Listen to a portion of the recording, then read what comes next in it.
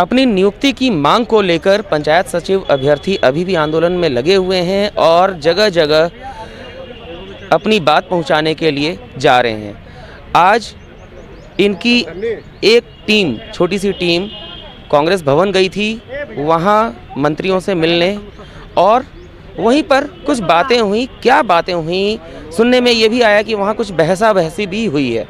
आइए बात करते हैं उस प्रतिनिधि मंडल में शामिल एक छात्रा रीना कुमारी से। रीना जी, आज आप लोग गए थे कांग्रेस भवन, वहाँ क्या घटनाक्रम क्या रहा? हम लोग गए थे क्योंकि हम लोग आलमगीर आलम सर से मिलने के लिए गए थे, क्योंकि हमारे वो पंचायत सचिव के विभागीय मंत्री हैं। तो हम लोगों ने उनसे पहले मिला, तो फिर पहले की तरह जो हम लोग का आश्वासन दिया जाता है, पिछले कैबिनेट से पहले भी उन्होंने कहा था कि कैबिनेट में बात को रखेंगे, सारे मंत्रियों ने बोला था कि कैबिनेट में बात रखेंगे। उसी तरह से आज उन्होंने भी बोला कि 24 को कैबिनेट में बात रखेंगे, क्योंकि 23 तारीख को सुप्रीम कोर्ट का हम लोग का फाइनल जजमेंट है। तो उन्होंने बोला कि 24 को कैबिनेट में बात रखेंगे। तो हम लोग को सिर्फ आश्वासन मिला और ज़्यादा कुछ मिला नहीं। तो हम लोग नीचे कांग्रेस भवन के नीचे खड़े थे। तो इसी बीच कांग्रेस का जो प्रवक्ता हैं राजेश ठाकुर, प्रदेश अध्यक्ष जो हैं राजेश ठाकुर, वो आए। फिर उनसे बातचीत के दौरान उन्होंने कहा कि हम कुछ नहीं कर सकते। उन्होंने सीधा पल्ला झाड़ दिया, बोला कि हम बोल रहे हैं, हम सिर्फ कह सकते हैं, मेरे अधिकार में नहीं है। तो मैंने कहा कि आप जेएमएम का सिंगल सरकार तो नहीं है ना, उसमें कांग्रेस का बहुत बड़ा हाथ है सरकार बनाने में, आपके 4 मंत्री हैं, तो आप ऐसे कैसे पल्ला झाड़ सकते हैं? आलमगीर आलम जो हमारे विभागीय मंत्री हैं, उनका अगर उनका बात नहीं सुना जा रहा है, तो आप हम लोग को ये बोले कि तो आप उस चीज़ से अपना हाथ खींचिए ना।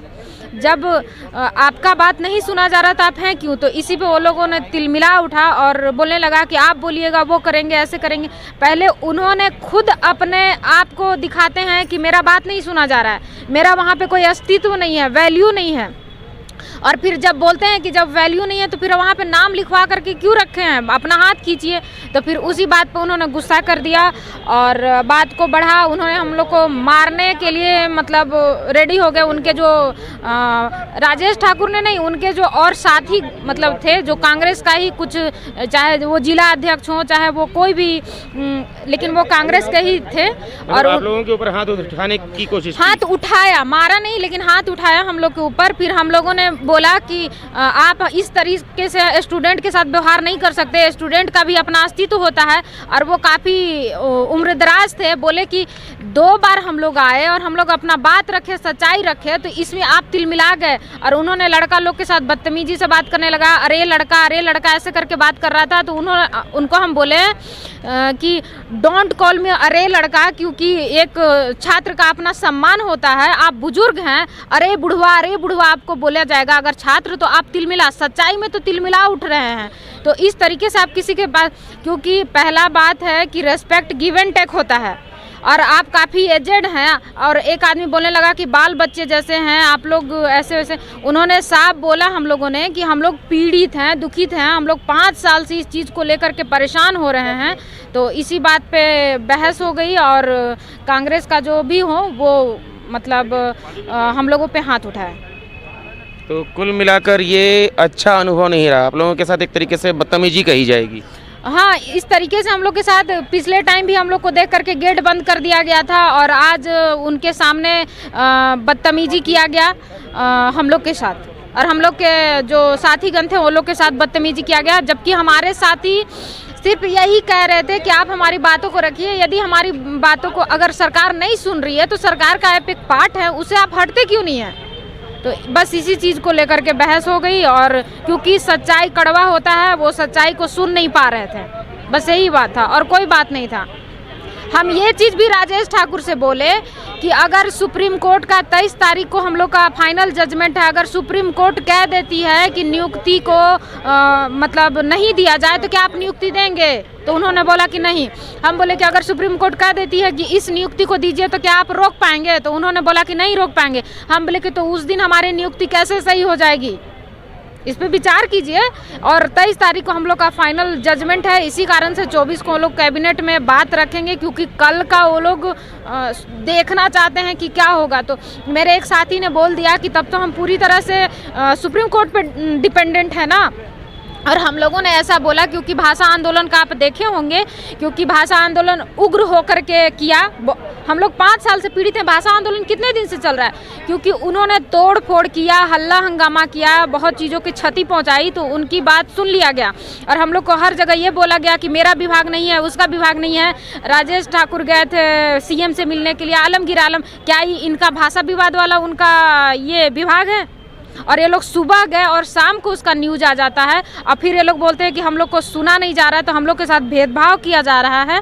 और वही बात बोलने पे ये लोग भड़क उठे, क्योंकि ये लोग अब सच्चाई को हजम नहीं कर पा रहे हैं। तो आपने सुना आज इनका एक प्रतिनिधि मंडल कांग्रेस भवन गया, वहाँ आलमगीर आलम जो मंत्री हैं झारखंड सरकार के, उनसे मुलाकात की।